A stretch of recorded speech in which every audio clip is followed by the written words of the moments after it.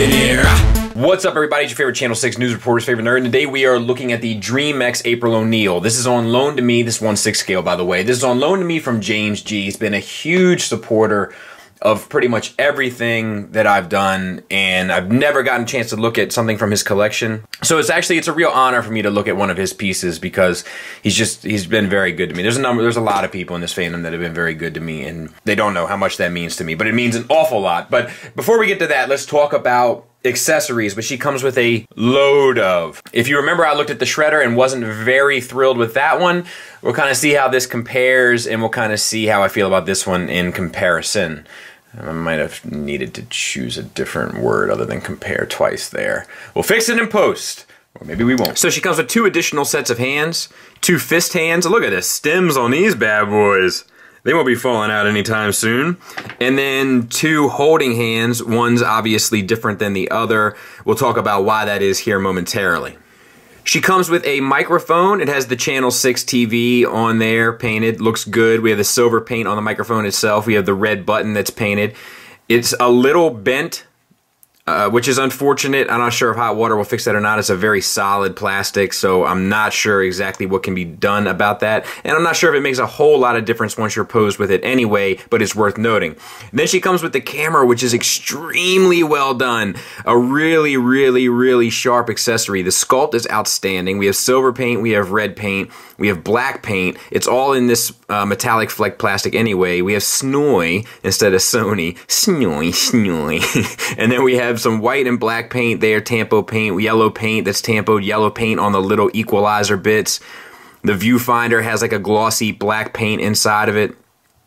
It's like all of this Tampo paint here. Like, it's just one of the best accessories I've seen in a long time, and a ton of detail and attention to detail and focus was put into this. Really a lot of care with this one. And then we have the turtle communicator. Once again, we have like Leonardo and he's kind of coming through a little fuzzy, which is cool. Tampo paint for the phone signal. All the numbers are tampoed on. We have red paint, green paint. I think white paint is done there, and then this brown paint is added here. It looks good, like, and it closes, so that's nice. Like, it's a really, really another well done accessory. So bravo for that. So she can hold the camera this way with this hand, or in that hand. She can hold the microphone in this hand as well. It's not as good of a connection, but it's not going anywhere. And she can hold the communicator with the same more relaxed holding hand. She comes with more accessories, though. She has a pin, like a ballpoint pin. It has a little clip. You can put this in a pocket. You could also kind of clip it on her belt if you wanted, and I think that's going to be about the extent of this. I'm not sure if this one was totally necessary, but I never really complain about extra accessories. And then we have the press badge. Has her face printed on there, and a lot of little information that my eyes are beginning to fail me. Press card, I can't see the rest of it. Channel 6 TV, April, female, etc. Channel 6 logo down there, a little barcode there, and then like the cheap little pool pass kind of bracelet thing that you can put around her neck. And a watch that has like the tampoed paint inside for the time. It's 10:58. And I can't read the seconds. Yikes. Now I just want to see if I can. I'm going to say 50 seconds. And then you can put this around her wrist, but it's held there with just the tension of it. I don't know. I think if it had like another little piece to kind of feed this through, it would have worked a bit better, but it is there. She comes with a little satchel. You can thread this through her belt, and then she can kind of wear it on her side. I'm not sure if this strap works, and I'm hesitant. This is the type of stuff that I break when it comes to 1/6 scale figures, so I'm not going to mess with it. It doesn't belong to me. But the zipper does work, and you can put some of her accessories in there if you'd like to kind of store them, which is nice. And it does feel like a backpack kind of material, so that's cool as well.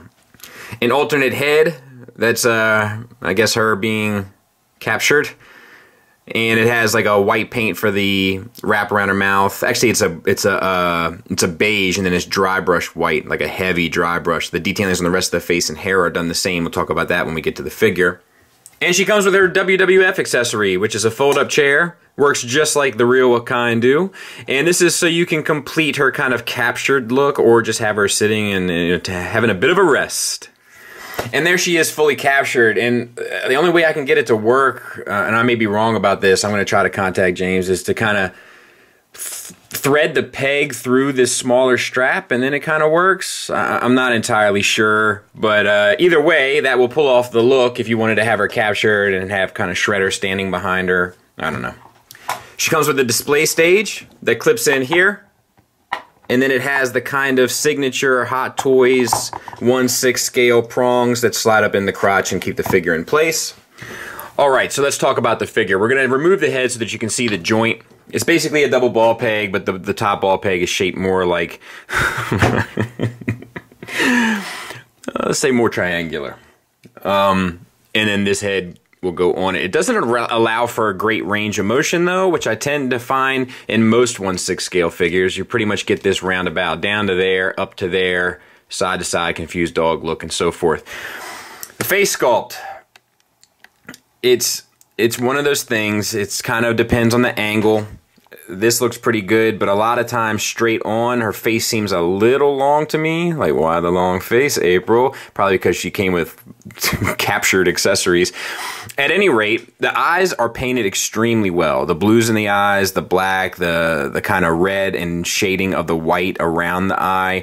The lips are painted well with a glossy, like, rosish color, and then there's a subtle shading throughout the whole face, and there's a subtle dry brush of a darker brown across all of the hair, which is also sculpted well and kind of very traditional in terms of, like, you know, April stylings. The jumpsuit zips up, so you can have her zipped up or zipped down, whichever you'd like, and then she has like a tank top underneath. The tank top, it fits very well, and the jumpsuit I feel like is another one of those 1/6 scale kind of curses where the weight of it just doesn't look, you know, it doesn't look natural most of the time. I feel like I want this collar folded down, but it doesn't want to, so you'd have to pin that if that's how you wanted it. That's definitely how I would have to have it.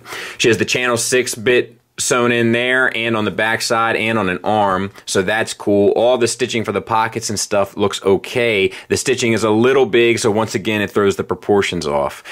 The belt is a faux leather. That looks fantastic. Has the felt on the other side and then has the buckle around it. That looks great. It works like a real belt so that you can put on the additional pouch, which I am not going to do. It has, goodness, these long pegs, they get on my nerves. But it has a double ball peg. It feels like from the chest into the abdomen, and then a single from the abdomen into the pelvis. So articulation-wise, it works very well. All that stuff works well. And then it seems like we have a disc hinge. It's just a disc hinge going directly into the chest, so you don't really get any kind of butterfly joint out of it at all, which is unfortunate because there's no reason why they couldn't have done that. They don't need the sculpt there, so they could have had a really wide range had they just put a little thought into that. I wonder if the sculpt and everything continues through. No, like you see there, like, and it does look like it even connects to the ball peg, but because of the shoulder cut here, you just don't get anything out of it, which is unfortunate. Did they sculpt? It did. All right, I'm not sure if you can see that inner chest, but it looks like they sculpted all sorts of anatomical details that I'm not sure are ultimately necessary. If they would have spent a little bit less time on that and a little bit more time making the arms work, I think overall it would have been a more efficient figure. Good grief. All right, so we have a bicep swivel right at the shoulder. That works fine. Double jointed elbow, even with the soft goods, works tremendously well. So kudos for that. And then we have this, which is a ball disc hinge, actually. It's a disc hinge for a wrist joint, so you get the swivel up down, you get the swivel around, and then you can probably rotate the hand, yes, to get the swivel up down as well that way. So the wrists are fully articulated and work extremely well. We have shading throughout the skin tone and on the hands, and all the nails are sculpted. So no issues there. Same for the other side. For the legs, it feels like a ball peg to me. It could be a universal, but it feels like a ball peg. With the soft goods and all, we'll try to get them up a bit. You can get out to there, which is a pretty good range. And then forward to there, which is fine as well. Thigh swivels around either the ball peg or the universal, whatever they ended up using. Double jointed knee, which works very well. And then the ankle, I feel like, is on a ball peg. So it's very limited. A little bit of tilt up, a little bit of tilt down, not really anything for the rocker because it's probably a tall stem in order to get in that boot. The boots themselves are sculpted beautifully and washed, and then we have a gray paint at the bottom. All of these joints are pretty loose. So now it comes with a stand, so it gets a pass, but let's see how much I have to wiggle it to. You know, it's not the strongest build of a figure. I also feel like, and it could be this belt playing tricks on me, how high up the belt is, it could be causing an optical illusion. But like, she looks very disproportionate in terms of how long her legs are. I feel like if they would have put the belt down a little bit lower, it would have helped make it look a little bit more natural. But it may also be kind of accurate in terms of what they were going for, so I get that. It's just, it just doesn't do the display, and it doesn't do the presence of this figure any real favors. Now, I know what you're asking yourself. Bobby, why would she be speaking into the microphone and holding the camera at the same time? And my answer is, shut up. That's why. But seriously, I just wanted to show her doing stuff with her accessories. I don't know. Let's talk about the negatives. The negatives are the joints aren't tolerance the best. The articulation range in the feet kind of sucks. The proportions are thrown off a bit by the design of the tracksuit, which also, or not tracksuit, but kind of jumpsuit or work suit, which also doesn't look quite right because of the 1/6 scale proportions. The stitching looks a little big, and it looks like it lacks the weight that a suit like this should have. My other criticism is I'm not sure if all that anatomical sculpt needed to be done, especially when it seems like energy, resources, effort, and time could have been invested into other things in this set in order to make this figure more worthwhile. It's not that I'm against anatomical sculpting to that sort of detail. I'm not. I ultimately don't care. But I do find it bothersome when that is done and other things aren't. That's not to say it's all bad, though. I think they've made incredible leaps and bounds in their face sculpt and face paint application since the last figure of theirs I looked at, which was Shredder and looked like a train wreck. That's not to say that I think this is perfect in that department, but I think it looks significantly better. The articulation, with the exception of the feet, work extremely well, and I find the accessories to be plentiful, which is nice, and for the most part quality. Even if some of them I don't think were entirely necessary, I still find them to be all quality accessories that will cause for interesting displays or setups in a collector's shelf. This is 150 bucks, which is nothing to scoff at. I think that I would be more comfortable with this set if it was around 100 even. But if you're a huge Turtles fan and need a 1/6 scale April, I guess I can give it a soft recommend. I would just be more comfortable paying around 100 bucks for this. It's not bad, it just doesn't match the price point in terms of quality. I would think that you would get a little bit more from something like this. But I think the sculpt is pretty good, I think the paint is pretty great, I think the accessories are outstanding, and I think it's a decent enough set. But decent for me is in that 80 to 100 bucks pocket. The rest is going to have to be up to you. Thanks to James for letting me take a look at this. It was an honor to review something out of his collection. And also, thanks for listening. Thanks for watching. Till next time, take care.